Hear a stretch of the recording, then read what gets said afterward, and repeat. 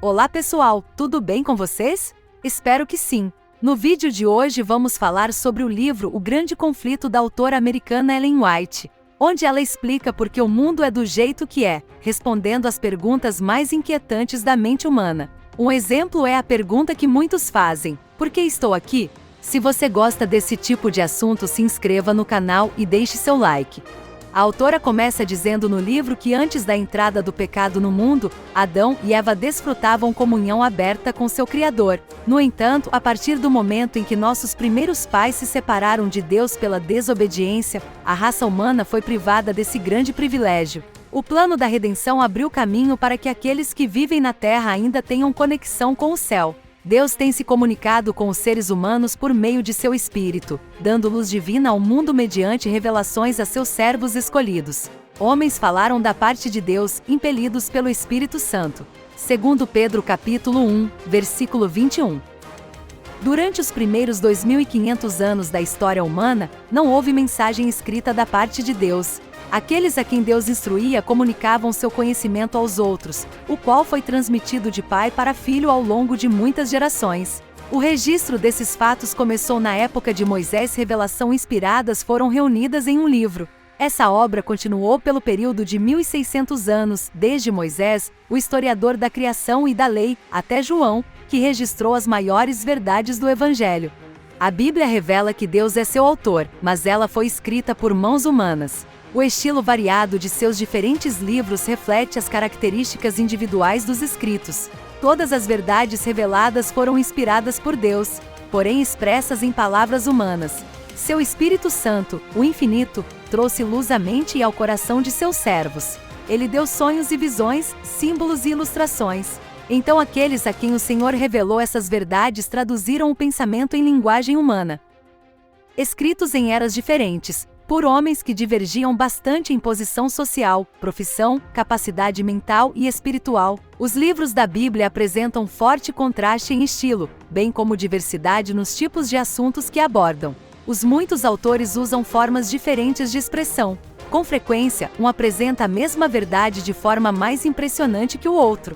Uma vez que os vários autores abordam os assuntos de perspectivas e maneiras diferentes, os leitores superficiais, descuidados ou tomados pelo preconceito, podem pensar que estão se deparando com uma discrepância ou contradição, ao passo que o estudante reflexivo e reverente, com percepção mais clara, reconhece a harmonia subjacente.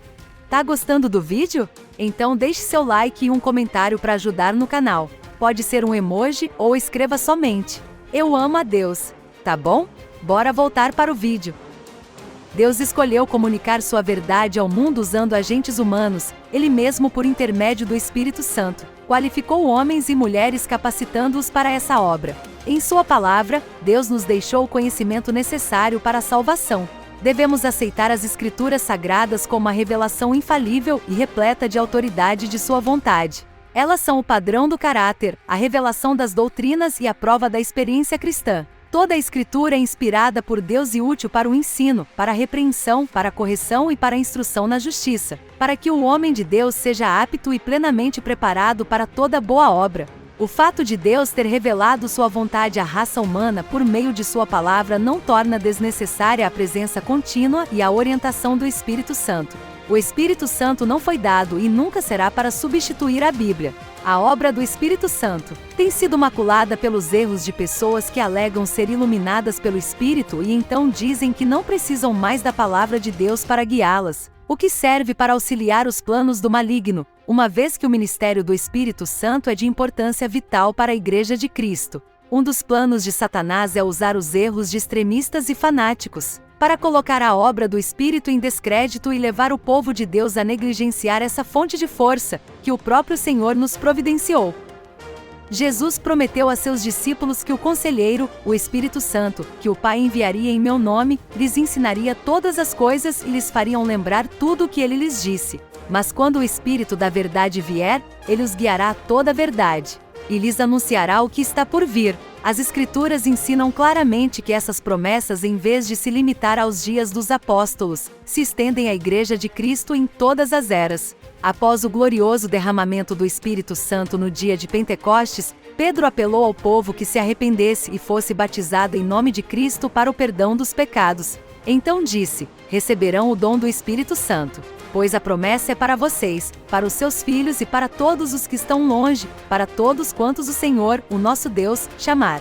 Em conexão direta com as cenas do grande dia de Deus, o Senhor prometeu, por meio do profeta Joel, a manifestação especial de seu Espírito. Essa profecia se cumpriu parcialmente por ocasião do derramamento do Espírito no dia de Pentecostes. Entretanto, ele vai se cumprir por completo na demonstração da graça divina que acompanhará a obra do Evangelho. O grande conflito entre o bem e o mal se torna cada vez mais intenso até o fim dos tempos. Em todas as eras, Satanás tem demonstrado sua ira contra a Igreja de Cristo e Deus concedeu sua graça e Espírito a seu povo para fortalecê-lo a resistir ao poder maligno. Ao longo de 6.000 anos, esse ser de extrema inteligência que no passado foi um dos maiores dentre os anjos de Deus, dedicou toda sua energia à obra do engano e da ruína.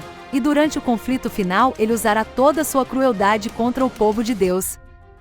Em todas as eras, Satanás tem tentado continuamente fazer uma representação incorreta do caráter de Deus, levar as pessoas a se apegarem a um conceito falso do Criador e vê-lo com medo e ódio, em vez de amor. O inimigo procurou descartar a lei divina, fazendo as pessoas pensarem que estão desobrigadas de seus requerimentos. No grande conflito final, Satanás usará as mesmas abordagens, revelará o mesmo espírito e atuará com o mesmo objetivo de todas as eras anteriores. Aquilo que até aqui tem sido continuará a ser, com exceção de que a batalha vindoura será marcada por uma intensidade terrível, de um jeito que o mundo nunca viu. Os enganos de Satanás serão mais sutis e seus ataques, mais determinados.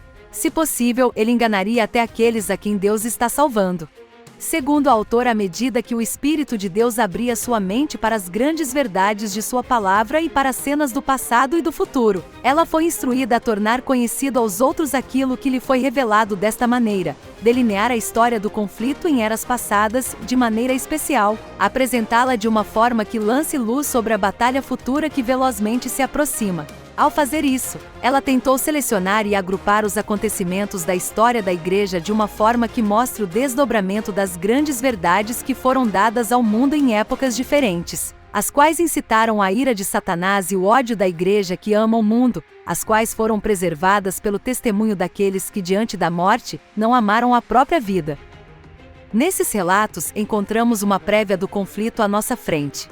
Olhando para eles à luz da palavra de Deus, com a iluminação de seu Espírito, conseguimos enxergar os enganos de Satanás revelados e os perigos que devemos evitar se quisermos ser achados imaculados perante o Senhor por ocasião de sua vinda. Segundo a autora, os grandes acontecimentos que marcaram o progresso da reforma em eras passadas são questões históricas, bem conhecidas e universalmente aceitas pelo mundo protestante. São fatos que ninguém é capaz de refutar. Ao analisar, porém, esses acontecimentos como parte do conflito entre as forças da luz e das trevas, enxergamos todos os registros do passado com novo significado. Por meio deles, brilha a luz sobre o futuro, iluminando o caminho daqueles que, assim como os reformadores de eras passadas, serão chamados, mesmo correndo o risco de perder tudo que este mundo oferece, a fim de testemunhar por causa da palavra de Deus e do testemunho de Jesus.